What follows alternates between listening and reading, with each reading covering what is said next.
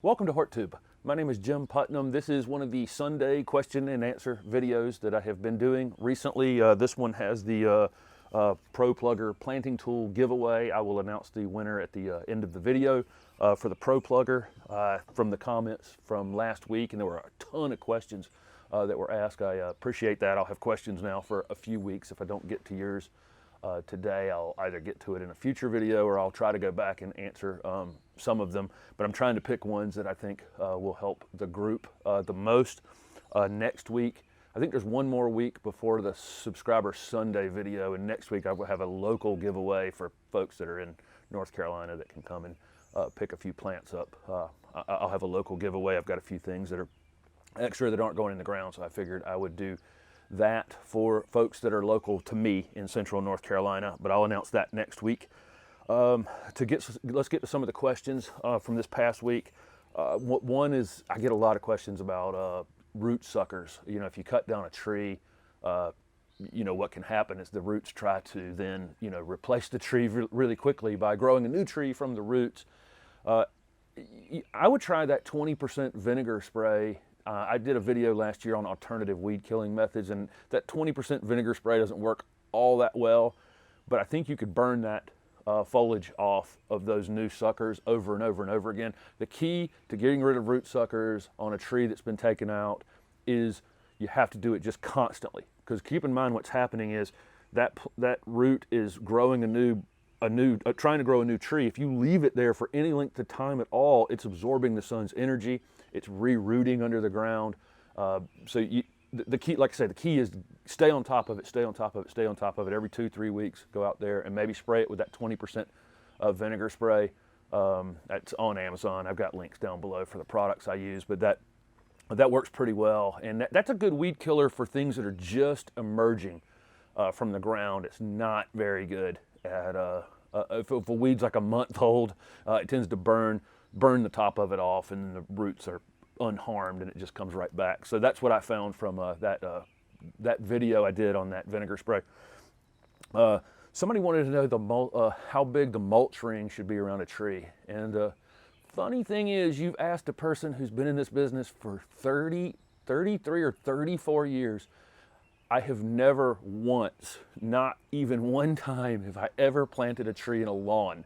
I realize my neighbor across the street has 5-6 trees in his lawn. The neighbor over there has 5-6 trees in his lawn. I realize that this is most yards. The trees are planted in the lawns, but I have, in all the years of being a landscape contractor, not one time have I ever done it.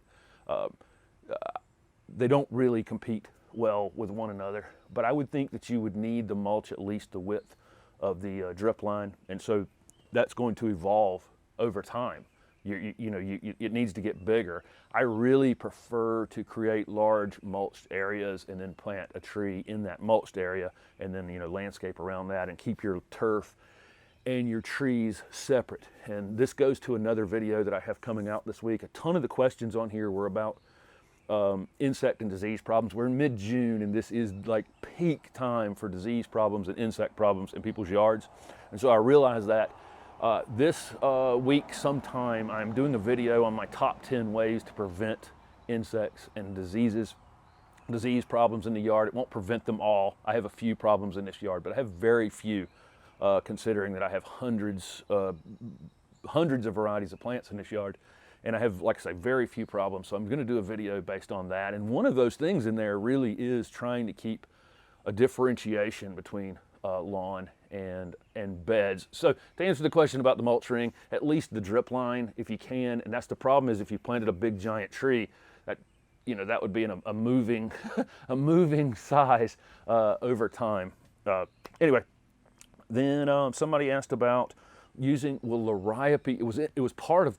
It was a multi-part question, but in that question, it kind of scared me. They asked if Liriope would fill in as a border.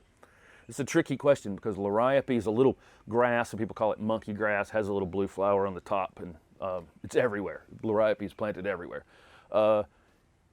There's two types of Liriope. There's a ton of varieties of Liriope around the world. This is there are a lot of varieties of Liriope, but the two main types we use here are Liriope muscari. This is a clumping Liriope, and the clump gets slightly larger each year. This is the one that you should be using as an ornamental plant. Then there's Liriope spicata, and Liriope spicata is the spreading Liriope. It spreads by rhizome under the ground. Do not plant it in your yard unless unless you got 4 feet of concrete on each side of it. It will just take off, and glyphosate or Roundup won't kill it. Like chemicals won't kill it. And so if you ever plant that stuff in your yard, yes, it will spread, and yes, it will fill in a border, but it'll also go through your bed. That's Liriope spicata. And sometimes I'll see in box stores, I'll see Liriope being sold, and it's Liriope spicata. The way you can tell is if it's coming out at the edge of the container, okay, that's Liriope spicata. Don't buy that stuff. Liriope muscari should just be a clump right in the center of the container. That's very important. That stuff is, oh my gosh, it's impossible to get rid of if it ever really establishes itself.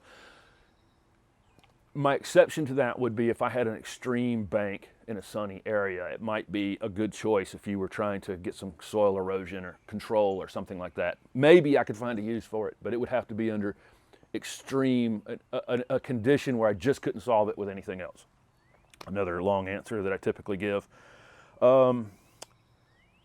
Somebody asked about when to kind of know when something is dead in the landscape, you know, meaning like at the end of winter, you know, how long should you give it? I usually give things a month after your frost-free date. So for us, that's around April 20th. And so about May 20th, if I don't see any signs of life on it, it's usually out of there. So folks in the north, you know, if you're frost-free date until May something, then I would wait till well into June to decide if I was going to dispose of something. But a lot of times things can get fried to the ground in the winter or fried with a late frost or freeze, and it really takes those roots a long time of, you know, the soil being warm enough to really get going again. So like I said, I usually give things a month. Once you pass that month after your frost-free date, they're probably dead, or it's going to be such a long, such a long road back that it might just be worth replacing it anyway. So one more question before I do the Pro Plugger giveaway.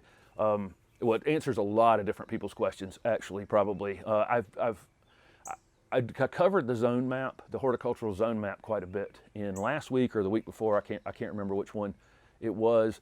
One thing I didn't talk about in that is if you see me do a video and I say this plant grows in zone 6 to 9, okay, and it's for full sun. It's for full sun in zone 6 to 9. If you're in zone 6A, okay, you know, the horticultural zones are, if I say it grows in zone 6 to 9, it grows in horticultural zone 6, 7, 8, and 9. If you're in zone 6A, you mean up by zone 5, and it's a zone 6 to 9 plant, okay? That plant probably can't go out in open space for you. It can't go out where the wind's going to beat on it in the wintertime. It's probably not a good screening choice. It's probably not a good choice for a mailbox area, that kind of thing. It's a plant that's going to be tucked up near the house. So, you know, like I say, if it's zone 5 to 8 and you're in zone 5A, again, that plant probably needs some protection. So keep that in mind. On the other side of that, if I say the plant grows in zone 6 to 9, full sun, if you're in zone 9B in South Texas or Middle Texas, wherever 9B is, and you're at the very bottom of where that plant performs and it's a full sun plant, in all likelihood, it is not going to perform that well in all day sun. So keep that in mind. If you're on the edges of where I tell you a plant will grow or where a book tells you where the plant will grow, if you're on the edges of that, that plant's being pushed up higher than it probably is comfortable with and down further than it's comfortable with. 9A it would be fine, 6B it would be fine, but in 6A and 9B, not so much. So keep that in mind. If you're in zone 9B in South Texas and you're looking for a full sun plant, I'd find a plant that's listed for zone 10. And that way you're comfortably inside zone 10 full sun. That way you're comfortably inside where that plant will perform on your west foundation planting. I've got a video on sunshine ligustrum coming out, I guess, may have already come out when you see this video, actually, just a 2-minute version of my sunshine ligustrum video. It's a zone 10 full sun plant. I think that would be, you'd be comfortable in zone 9 using that. So I know that's another long answer, but keep that in mind. If you're on the fringes of the zone area where that thing is, in the cold areas, plant it closer to the foundation. In the hot areas, give it a little bit of shade, even if it's listed for full sun. Okay, here's the winner of the Pro Plugger. Thank you very much for watching these videos. Ask questions down below, make comments down below. I really appreciate your involvement in this. I will continue. This is a great list of questions. I have more I will answer from last week's video. Thanks for watching. Here's the random comment picker to pick a winner for the Pro Plugger. I'm going to put the video in there, get the comments from the video, and then hit start, and it just randomly picks a winner over here.